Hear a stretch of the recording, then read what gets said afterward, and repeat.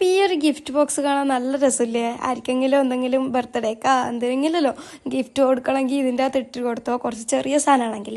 അപ്പം അവർക്ക് നല്ലോണം ഇഷ്ടപ്പെടും. അപ്പം ഇങ്ങനെ ആക്കണ്ടേ നോക്കാം നമുക്ക്. അപ്പോൾ ഈ ഒരു സാധനം ആക്കുന്നത് ഞാൻ A4 ഷീറ്റ് വെച്ചിട്ട് തന്നെയാണ്. പക്ഷെ അത് ഈ ഒരു ഷെയ്ഡ് കിട്ടാൻ വേണ്ടിയിട്ട് നമ്മൾ ചായപ്പൊടിയിൽ മുക്കി വെക്കുന്ന പരിപാടിയില്ലേ, അത് നമ്മളിവിടെ ചെയ്തിട്ട് ചായപ്പൊടിയിൽ തലേന്ന് മുക്കി വെച്ചിട്ട് പിറ്റേന്ന് എടുത്തു. എന്നിട്ടതൊന്ന് ഇസ്തിരിട്ടെടുത്ത് കഴിഞ്ഞാൽ നമുക്ക് ഇതുപോലത്തെ പേപ്പർ കിട്ടും. എന്നിട്ട് അത് ഈ കാണുന്ന പോലെ മടക്കി തിരിച്ചിട്ടുള്ള ഈ ഒരു കാണുന്ന പോലെ ആക്കണം. ഇപ്പം ഈ മടക്കിയിട്ടില്ലേ ഞാൻ, അതന്നെ അപ്പുറത്തും ആക്കി കൊടുക്കണം. എന്നിട്ട് ഈ ഒരു കാണുന്ന സാധനമില്ലേ, ഇത് ശ്രദ്ധിച്ചായിക്കോ. ഞാൻ ആക്കുമ്പോൾ തന്നെ കുറേ വട്ടം എന്ന് പറഞ്ഞിട്ട് തെറ്റിപ്പോയ സാധനമാണ്. അപ്പം ഇതുപോലെ ഒന്ന് മടക്കി എടുത്തിട്ട് ഈ ഒരു അപ്പുറത്തിപ്പുറത്ത് ലൂസായിട്ട് കിടക്കുന്നത് അത് പശയിട്ടിട്ട് ഒട്ടിച്ച് കഴിഞ്ഞാൽ നല്ല ഫിക്സ് ആയിട്ട് നിൽക്കും. അതുപോലെ രണ്ട് ഭാഗവും ഇതുപോലെ ഒന്ന് ഒട്ടിച്ചെടുത്താൽ മതി.